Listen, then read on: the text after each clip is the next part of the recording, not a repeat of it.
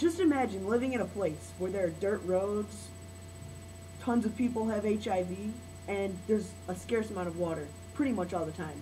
Well, this place isn't a cruel fairy tale. This place is reality, and it's found in Tanzania in Africa.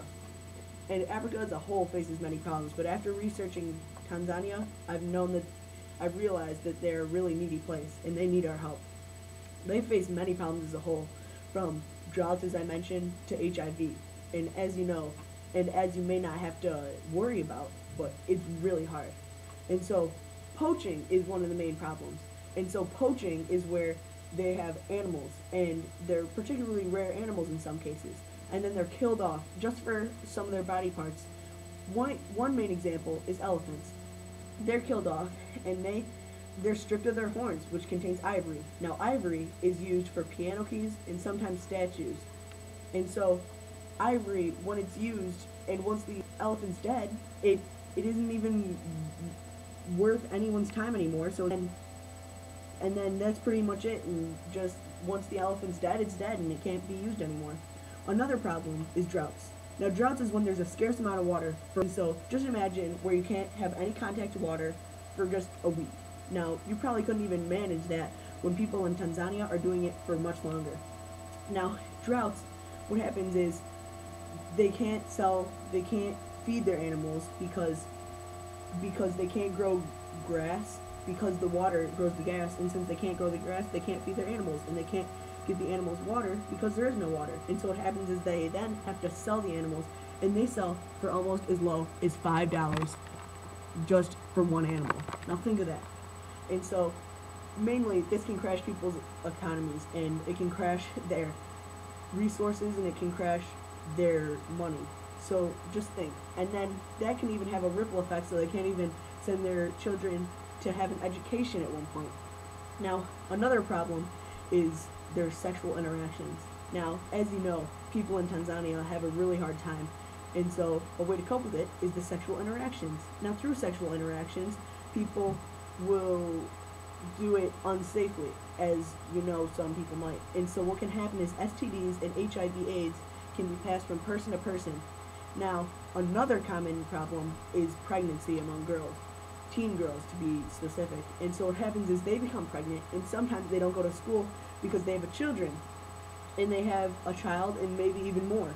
And so what happens is they can't go to school, and they drop out, and then what are they supposed to do then? They don't have any education whatsoever.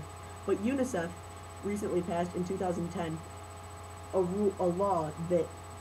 law that made it so kids, and when they're pregnant, when a teen girl is pregnant, that she can go to school if she wants to, and they have to allow her, when before that wasn't the case. Now, 6% of women that are pregnant drop out of school when they're just a teen, and then 25% of teen girls are pregnant by the age of 18. Now just imagine that. 25%, that's a quarter. That's 1 in every 4 girls are pregnant and have had a child by adulthood. Just imagine that. Here, I mean, it can happen, and it's put on MTV, but there, it's 1 in 4. That means 1 in every 4 girls are pregnant by the age of 18.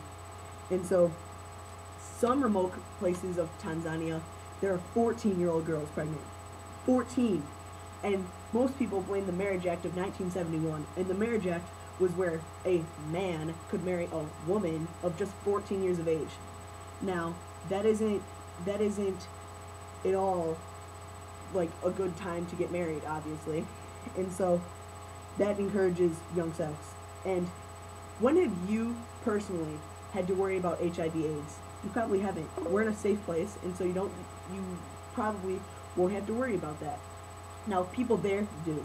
1.4 million people have AIDS in Tanzania right now.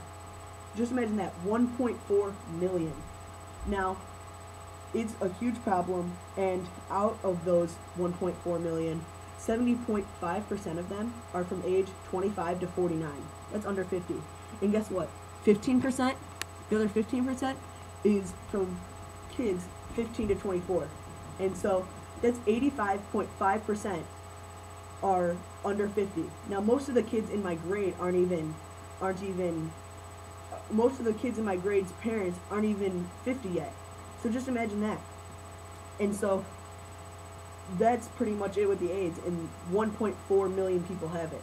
Now, it is a proven fact that when the literacy rate goes up, then all the other problems go down. Now, so what people are doing now is that an organization called Tanzania Reads they are donating money through other donations, such as yourself if you donate, and they will donate. And what happens is they take 100% of the profits made by the donations and they send them straight to Tanzania. And so they'll build libraries, and then when the libraries are built, then what happens then is the literacy rate goes up and all the other problems go down. Now just think of that. And so I beg of you, and I ask you, that you really should think about donating. And if someone was standing in front of you right now from Tanzania, what would you say?